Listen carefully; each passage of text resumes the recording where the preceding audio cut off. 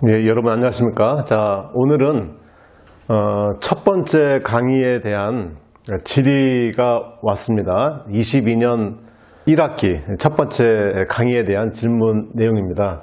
간단하게 한번 볼까요? 강의 내용 질문입니다. 영등포에서 수업 들으시는 분입니다. 2월 16일 영등포에서 강의된 누구입니다. 자, 고민해 보았지만 이해가 되지 않은 부분이 있어서 두 가지 질문을 드립니다. 자, 두 가지 질문이 뭘까요? 첫 번째 질문입니다. 이렇게 본인이 다 이제 그림을 직접 다 그리셨습니다. 그래서 단상 2선식에 대한 알고 있는 내용, 단상 3선식, 그다음에 3상 3선식, 4상 4선식의 3상 4선식에 대해서 그림으로 잘 표현해 주셨습니다. 질문사항이 뭐냐면, 전기기사 학습 시 한 선당 공급 전력을 배웠었는데 공급 전력과 송전 전력이 다른 의미인지 궁금합니다. 이렇게 물어보셨어요.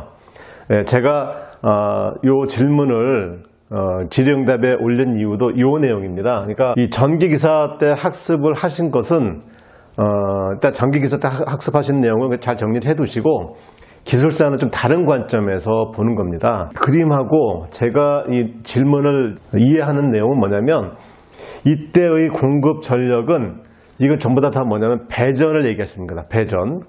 기사 때는 배전 전력을 하는 배전 방식에 대해서 한 선당 공급되는 전력이 얼마 되는 것이냐, 그걸 비교해봐라. 아마 그렇게 강의를 들으신 것 같습니다. 그래서 일단은 결론부터 얘기하자면 공급 전력, 즉 배전 전력과 송전 전력에서의 방식 결정하는 방법은 다릅니다. 따라서 여기서 결론은 공급 전력, 배전 전력과 송전 전력에 대해서는 서로 다르다. 이렇게 먼저 결론을 말씀을 드리고, 제가 수업 시간에 말씀드렸었죠. 송전 전력을 따지는, 송전 전력 방식을 따지는 것은 뭐라고 했습니까?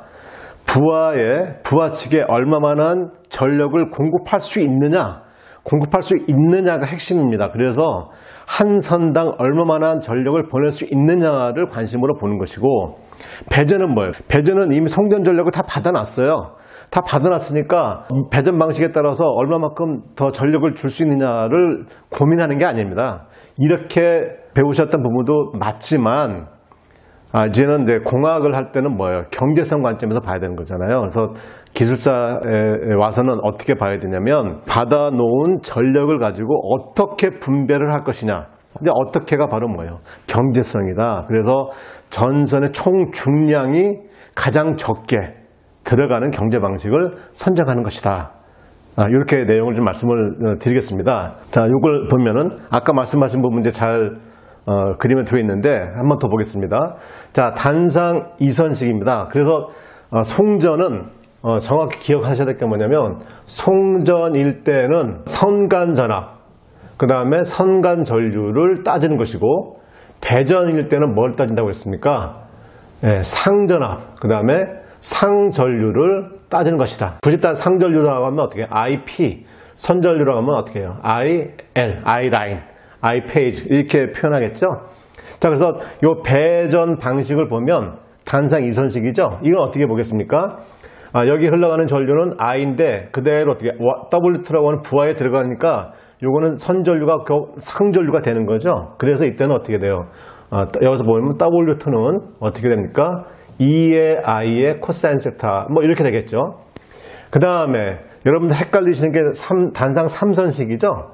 자, 송전하고 배전하고 다르다고 했습니다. 자, 이 배전은 어떻게 돼요? 배전은 이 선전류가 그대로 해서 상전류에서 이렇게 하나, 그 다음에 또 하나, 이렇게 하나, 이렇게 들어가죠? 네. 자, 그래서 선간전류로 할 때는 이게 바로 뭐가 되는 겁니까? 이게 선간전류죠. 그래서 선간전류는 V, 상전류는 E 이렇게 표현합니다. 그래서 여기서 선간전류는 뭐예요? I가 와서 여기서 서로 간에 가는 전류와 들어오는 전류가 서로 겹치니까 여기는 전류가 안 흐른다 보면 요 전류에 의해서 이렇게 나간다 이렇게 볼 수 있잖아요. 그래서 요 부분을 선간전압 V라고 보는 거고, 여기가 바로 뭐가 되는 거예요? 상전압이에요. 그래서 배전 쪽이니까 상전압 EI의 코사인 세타, 그렇죠? 이게 하나가 이렇게 되는 거고, 이게 몇 개 있어요? 두 개. 그래서 2배 EI 코사인 세타다. 배전은 이렇게 따집니다. 배전은 송전을 어떻게 따진다고 그랬어요? 송전은 송전 전력을 따진다고 하면 굳이 따지자면 VI의 코사인 세타다 이렇게 한다고 말씀드렸죠. 그래서 송전과 배전은 이렇게 차이가 납니다. 자, 그 다음에 삼상 3선식은 어떻게 되겠습니까? 이게 이제 선전류고 여기 부하에 걸리는데 이 부하에 걸리는 전압이 2니까 자, 여기에 부하 하나, 여기에 부하 하나, 여기에 부하 하나 이렇게 되겠죠. 그러면 이때의 부하는 하나, 둘, 세 개니까 W2를 보면 W2는 결국 뭐가 되냐면 3배의 상전압 2, 그 다음에 상전류를 해야 되죠. 상전류는 어떻게 돼요? 이게 선간전류죠. 델타는 선간전류의 상전류가 몇 배가 돼요? 루트 3분의 1배가 되는 거예요. 그래서 루트 3분의 I 코사인 세타 이렇게 됩니다. 그렇게 되면 루트 3 나눠지니까 어떻게 돼요? W2는 루트 3의 2의 I의 코사인 세타가 된다. 이런 말이 되는 거죠. 자, 이게 이제 3상 3선식의 배전 전력이 될 것이고 3상 4선식의 배전 전력은 어떻게 되겠어요? 역시 여기에 부하가 하나 걸릴 것이고 여기에 부하 하나 걸릴 것이고 여기에 부하 하나 걸린다고 하면 어떻게 됩니까? 3배의 2 이렇게 되고 W2는 그 다음에 전류는 어떻게 돼요? 이 선전류가 그대로 상전류잖아요. Y교수는. 그래서 I 코사인 세타가 된다. 자, 그러면 여기서 배전 방식을 결정하는 뭐 굳이 따지자면 자, 여기서는 어떻게 돼요? 선 2개니까 또 여기는 선 3개니까 여기도 선 3개니까 여기도 선 여긴 4개니까 이렇게 되겠죠? 그래서 여기 따지자면 얘는 이걸 50% 기준이다라고 하면 얘는 얼마가 되겠어요? 3분의 2니까 뭐 67%가 될 거고 얘는 3분의 1도 3이니까 뭐 루트 3분의 1이니까 뭐 57% 이렇게 되나요? 그 다음 얘는 어떻게 돼요? 4분의 3이니까 75% 이렇게 되는 거 아니냐? 이렇게 질문을 하신 겁니다. 아까. 그런데 하나 더 보면 자, 최종적으로 제가 정리를 합니다. 이 배전 방식은 사용 전선의 총 중량이 작은 방식으로 해서 제가 나중에 13장에서 이 배전 방식에 대한 요 설명은 따로 더 드립니다. 지금 뭐 요거에 대해서 설명을 드리기보다는 여지간 사용 전선의 총 중량을 다 따져봐야 됩니다. 뭡니까? EI 코사인 세타 단상 2선식일 때의 기준은 100%로 따지면 단상 3선식은 37.5%, 그 다음에 3상 4선식이 25%로 가장 적습니다.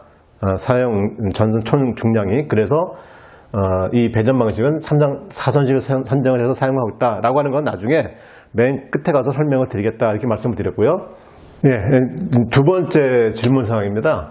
자, 직류 방식의 장점 이렇게 해서 이제 정리를 하셨어요. 이제 정리하셨는데도 관점 포인트가 조금 이제 좀 차이가 좀 있습니다. 이렇게 이해하시면 안 되는데, 자, 어떻게 이해를 하고 계시냐면 직류 방식의 장점에 송전 효율이 좋다. 송전 손실이 적기 때문에 송전 효율이 좋다. 그러면 송전 손실은 I 제곱의 R인데 I라고 하는 것은 임피던스분의 전압이다. 그러면 직류는 X값이 없으니까 R분의 V제곱이 될 것이고 교류는 임피던스가 X값이 존재하니까 임피던스분의 V 이렇게 표현됩니다. 그러면 이렇게만 본다고 하면 임피던스가 존재하니까 이 값이 커지죠. 근데 이렇게 이해하는 게 아니고요. 자, 여기서 성전효율이 좋다라고 할 때 이 I의 제곱 R은 맞는데 이 I라고 하는 것은 바로 뭐예요? 이 I라고 하는 것은 부하에 공급되는 부하 전류가 되는 겁니다. 그럼 이 부하 전류는 결국 뭐가 되는 거예요? 부하에서 필요한 이 부하 용량이 되는 겁니다. 부하 용량. 부하 용량. 그러니까 이 부하 용량은 교류가 됐든 직류가 됐든 같은 용량을 공급해줘야 되는 거죠. 같은 용량을 공급한다고 봤을 때 이렇게 된 거고요. I는 같은 거죠. 그럼 결국 관건은 뭐냐면 R이란 말이에요. R. 그런데 다음 주에 수업을 더 하겠지만 이 R이라고 하는 것에 있어서 우리가 표피효과, 근접효과를 고려를 해야 되는데 이 주파수 때문에 이 교류는 표피효과가 발생을 한단 말입니다. 표피효과 발생을 해서 저항이 더 커진다. 손실이 더 증가하기 때문에 교류 방식에 있어서의 손실은 직류보다 크다. 이렇게 이해를 하고 계시면 될 것 같아요. 나중에 그 저항 얘기할 때 그때 강의를 드릴 테니까. 그래서 지금 이 윗부분은 아니고요. 요 밑으로 이렇게 이해를 하시면 되겠다. 예, 그렇게 말씀을 드리도록 하겠습니다. 여지간 질문 감사드리고요. 또 공부하시다 궁금한 내용 있으면 계속 질문해 주시기 바라겠습니다. 자, 여러분 수고 많으셨습니다.